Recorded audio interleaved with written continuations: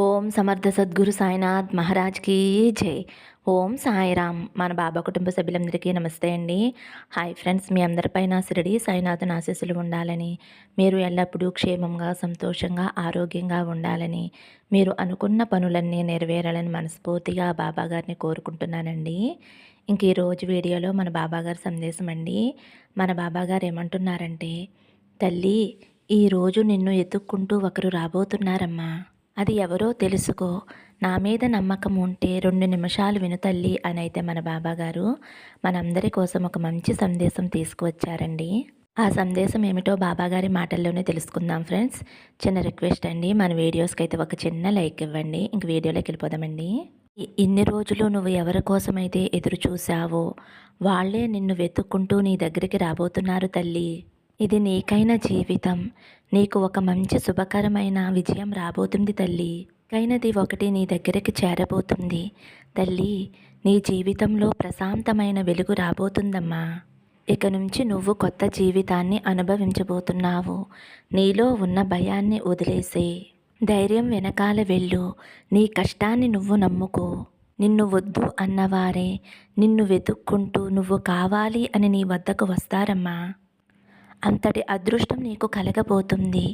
అంతా సంతోషమేనమ్మా నీకు. కొద్ది రోజులుగా, కొన్ని నెలలుగా నిన్ను వేధిస్తున్న సమస్యకి పరిష్కారం కూడా లభించబోతుందమ్మా. నీ కోరిక తీరబోతుందమ్మా. నా బిడ్డకి అన్నీ కలిసి వచ్చేలా నేను చేస్తాను. అసలు నువ్వు ఊహించని అద్భుతమైతే జరుగుతుంది. నువ్వు ఏ కార్యం తలపెట్టినా సరే అందులో సక్సెస్ అనేది కలుగుతుందమ్మా. నువ్వు అనుకున్న కోరిక, ఎన్నో రోజుల నుంచి ఎదురు చూస్తున్న కోరిక ఈ నెలలోనే జరగబోతుందమ్మా. నువ్వు కన్నీళ్లు కార్చే రోజులు ఇంక ముగిసిపోయాయి. నీకు ఒక తీయని కాలం ఆరంభం అయింది అని గుర్తించుకో తల్లి. నేను చెప్పే మాటలు ఎంత శ్రద్ధగా వింటావో అలాగే నీ జీవితంలో సక్సెస్ని చూస్తావు తల్లి. నువ్వు అనుకున్న జాబు ఖచ్చితంగా నీకు వస్తుంది. నువ్వు నా దగ్గర కోరుకున్న కోరికలన్నీ తీరుస్తానమ్మా. ముఖ్యంగా నీ బంధాన్ని నీ వద్దకు చేరుస్తాను. నువ్వు ఏ బంధంతో అయితే కలిసి సంతోషంగా ఉంటావో ఆ బంధం త్వరలోనే నీకు దగ్గరయ్యే రోజు వచ్చేసిందమ్మా. నువ్వు అనుకున్న కోరిక ఖచ్చితంగా నెరవేరుతుంది. నువ్వు నిశ్చింతంగా ఉండు తల్లి. ఇక నీకు రాబోయే కాలం మంచి నెలలుగా ఉంటాయి. ఒక్క విషయం నువ్వు గుర్తుంచుకోవాలి తల్లి. ఎప్పుడూ కూడా నువ్వు కన్నీరు పెట్టవద్దు. నువ్వు పడే కష్టం తీరిపోయింది అని నువ్వు గుర్తుంచుకోవాలమ్మా. కాలానికి ప్రకృతికి మార్పు ఉన్నట్టే నా బిడ్డవైన నీకు నీ జీవితానికి ఒక మంచి మార్పును తీసుకువస్తాను తల్లి. జీవితాంతం నీకు తోడుగా ఉంటాను. నువ్వు బాధపడే కాలం ముగిసిపోయింది తల్లి. ఇక నుంచి నీకు అన్నీ మంచి రోజులే. నేను ఉండగా నీకు ఇంక భయమెందుకమ్మా. నేను నీతో లేను అని నీకు అనిపించినప్పుడల్లా ఆ సమయంలో నేను నీతోనే ఉన్నాను తల్లి. పరిస్థితి మాత్రమే నన్ను అనుభూతి చెందనివ్వదు, కానీ ప్రతి క్షణము కూడా నేను నీతోనే ఉన్నానమ్మా. నువ్వు ఏ కోరికైతే కోరుకున్నావో, ఏ బంధం గురించైతే నువ్వు ప్రతిరోజు బాధపడుతున్నావో, బంధంలో మంచి మార్పు తేవాలి అని నువ్వు నన్ను అడుగుతున్నావు. ప్రార్థనలన్నీ నేను వింటున్నానమ్మా. ఖచ్చితంగా నీ బంధంలో మంచి మార్పు వస్తుంది. నా బిడ్డవైన నీవు ఎటువంటి ఆందోళన చెందవద్దు. నాకు ఆ పని జరగలేదు, ఈ పని జరగలేదు, ఏమవుతుందో అన్న ఆందోళన వదిలేసి ధైర్యంగా ముందు అడుగు వేయి తల్లి. నేను మీ వెన్నంటే ఉండి మీకు ఎటువంటి ఇబ్బంది లేకుండా నేను మిమ్మల్ని ముందుకు నడిపిస్తానమ్మా. బాబాని నమ్మిన వారు ఎప్పటికీ కూడా మోసపోరు. గడిచిపోయిన నీ కాలంలో ఒక్కసారి ఆ రోజులను గుర్తు తెచ్చుకో తల్లి. అనుభవించబోయే సుఖాల తీయదనం నీకు రెట్టింపు అవుతుంది. నా భక్తుల కష్టాలు నావే. నా బిడ్డల గురించి నేను ఎప్పుడూ ఆలోచిస్తూనే ఉంటాను. నా భక్తుల కోరికలన్నిటినీ కూడా నేను నెరవేరుస్తాను అన్న మాట నువ్వు ఎప్పటికీ కూడా మర్చిపోవద్దు తల్లి. ప్రతిరోజు కూడా నువ్వు నా ముందు కూర్చొని ఏడుస్తూ దీనంగా, అమాయకత్వంగా, జాలిగా, దీనంగా అడుగుతున్న కోరికలన్నీ కూడా నేను తీరుస్తాను తల్లి. కొంచెం ఓపికగా ఉండమ్మా. శ్రద్ధ, సబూరి అనేవి మనిషికి చాలా అవసరం. నీకు ఇప్పుడు కష్టం వచ్చింది అంటే కష్టంతో పాటు సంతోషం కూడా ఉంటుంది అన్న సంగతి నువ్వు మర్చిపోవద్దు తల్లి. నువ్వు ఎవరితో అయితే సంతోషంగా ఉంటావో ఆ బంధాన్ని నీకు దగ్గర చేరుస్తాను. నువ్వు ఏ బంధంలో అయితే మంచి మార్పు రావాలి అని కోరుకుంటున్నావో ఖచ్చితంగా ఆ బంధంలో మంచి మార్పు వచ్చేలా నేను చేస్తానమ్మా. నేను ఆ ప్రయత్నంలోనే ఉన్నాను అన్న సంగతి నువ్వు మర్చిపోవద్దు తల్లి. నిన్ను నిందించిన వారిని అస్సలు నిందించవద్దు. కొంచెం ఓర్చుకో బిడ్డా. నీ ఓర్పు నాకు చాలా సంతోషాన్ని ఇస్తుంది. నువ్వు నా నామాన్ని జపించి పక్కకి తప్పుకో. అంతా నేను చూసుకుంటాను తల్లి. ఓర్పుకి మంచి ఫలితాన్ని నువ్వు పొందుతావు తల్లి. శ్రద్ధ సబూరితో ఉండి చూడు. జీవితం చాలా పాఠాలను నేర్పుతుందమ్మా. ఓర్పు ఓటమి ఎరగదు. సహనంతో సాధ్యం కానిది ఏదీ లేదు. ఈ రెండూ ఉన్నవారు జీవితంలో ఎప్పటికీ ఓడిపోరు. ఇదే నిజమైన జీవిత సత్యం అని నువ్వు గుర్తుంచుకోవాలి తల్లి. మంచివారి జీవితంలో ఏమి జరిగినా కూడా అది వారి మంచి కోసమే జరుగుతుంది. వారి మంచి కోరే జరుగుతుంది అన్న సంగతి నువ్వు మర్చిపోవద్దు తల్లి. ప్రపంచంలో ఎవరూ నాకు సహాయపడటం లేదు అన్న భావన నీలోంచి తీసేసే తల్లి. నేను ఉండగా వేరే ఒకరితో నీకు పని ఎందుకు చెప్పు తల్లి. బాబా ఉండగా ప్రతి భయము నీకు ఒక చిన్న బాధలానే అనిపిస్తుంది. ఎందుకంటే నేను మీ వెన్నంటే ఉండి ప్రతి క్షణము మిమ్మల్ని రక్షించుకుంటూ కాపాడుకుంటూ ఉంటాను కాబట్టి. ఒక బాధ 100 సంతోషాలను దూరం చేయగలదు. అదే 1000 సంతోషాలు ఒక బాధని కూడా దూరం చేయలేదు. అందుకే మనం ఆలోచించాలి. ఒకరిని బాధ పెట్టడం క్షణాల్లో పని. అదే సంతోష పెట్టడం అయితే మనం తరం కాని పని అని. అందుకే మనం మాట్లాడే మాటలు, పనులు ఇతరులను సంతోష పెట్టకపోయినా బాధపడే విధంగా ఉండకూడదు అని చెబుతున్నాను. నువ్వు అది ఆలోచించకుండా నీ మాటలతో, నీ చేష్టలతో ప్రతివారిని కూడా బాధ పెడుతూ హింసిస్తూ ఉంటే నీకు సంతోషాన్ని ఎలా ఇవ్వగలను తల్లి? ఎదుటివారిని ఒక మాట అనే ముందు చాలా జాగ్రత్త పడాలి. నీకు సహనం అనేది అస్సలు లేదు. సహనం ఉన్నప్పుడు నువ్వు ఇన్ని మాటలు ఎలా పడతావు చెప్పు? ఒకరితో ఎలా నిందించబడతావు చెప్పు? వాళ్ళు నిన్ను అలా అనుకుంటున్నారు, ఇలా అనుకుంటున్నారు అనుకుంటున్నావు తప్ప నువ్వు ఒకరిని అంటున్నావు అన్న సంగతి మర్చిపోయి నువ్వు అలా మాట్లాడుతున్నావు. ఎవరినీ ఏమీ అనుకోవద్దు తల్లి. నువ్వు నీ గురించే ఆలోచించు. ఎదుటివారు నీ జోలికి వచ్చినా సరే మౌనంగా ఉండిపో.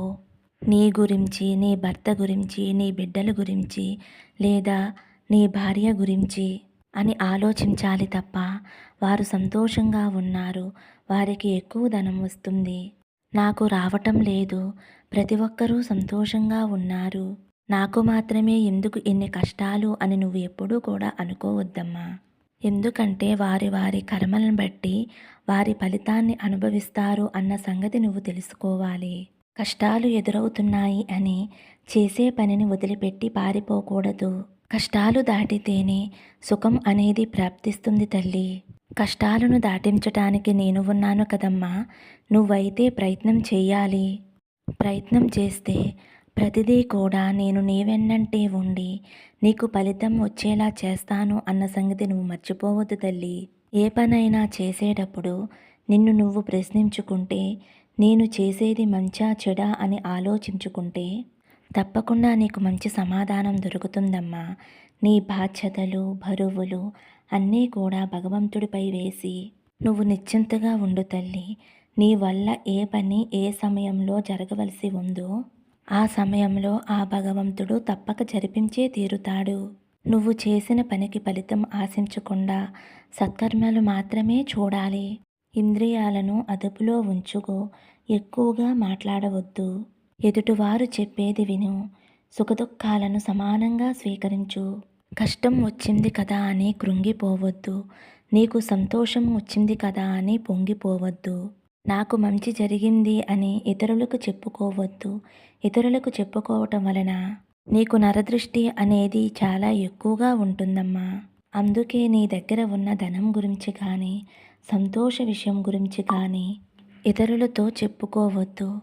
కోపతాపాలకు దూరంగా ఉండాలి. శ్రద్ధ సబూరేలను సమర్పించాలి. ఇదే నువ్వు ఇచ్చే నాకు అసలైన గురుదక్షిణ. ఏ విషయంలోనైనా సరే వితండవాదన చేయవద్దు. ఉందనుకుంటే ఉంది, లేదనుకుంటే లేదు. భగవంతుడు ఎవరికి ఎంత ఇవ్వాలో అంతే ఇస్తాడు కదా. మనకు ఉన్న అర్హతను బట్టి మనకు దక్కుతుంది. ఉన్న దాంట్లోనే తృప్తి పడాలి. మన వైఖరిని బట్టే కష్ట సుఖాలు కలుగుతాయి. అంతే తప్ప వాటిని ఎవరూ కూడా సృష్టించరు. మనమే లేనిపోని కోరికలతో దుర్బలం చేసుకుంటున్నాము. నీకు ఉన్న దానిలో ఆనందంగా గడుపు. అప్పుడే నీ జీవితం ఆనందమయమవుతుంది. బంధానికి తల వంచవలసి వస్తే ఉంచేసేయ్, తప్పులేదు తల్లి. కానీ ప్రతిసారి నువ్వే తల వంచవలసి వస్తే ఆ బంధాన్ని వదిలివేయటమే మంచిది తల్లి. ఎందుకంటే జీవితాంతం తల వంచుకుని బ్రతకటం కష్టం కదా. రక్త సంబంధం వారి గురించి ఆలోచిస్తే ఒక అర్థం ఉంటుంది. ఏ సంబంధము లేని వారి గురించి ఆలోచిస్తున్నాము అంటే వారిపై దాచుకోలేనంత ప్రేమైనా ఉండాలి, లేదా వారు ఎక్కడ దూరమైపోతారో అన్న బాధైనా ఉండాలి. ఏ బంధమైతే కావాలి అని అనుకుంటున్నావో తల్లి, ఆ బంధమైతే నిన్ను వెతుక్కుంటూ వస్తుంది. నువ్వు ఏమాత్రమో కూడా బాధపడవద్దు బిడ్డ. మంచివారి జీవితంలో ఏమి జరిగినా సరే అది మన మంచి కోసమే అని నువ్వు అనుకోవాలి తల్లి. అలాగే నిన్ను నిందించిన వారి గురించి ఆలోచించటం వదిలేసేయ్. వారి కర్మ వారే అనుభవిస్తారు.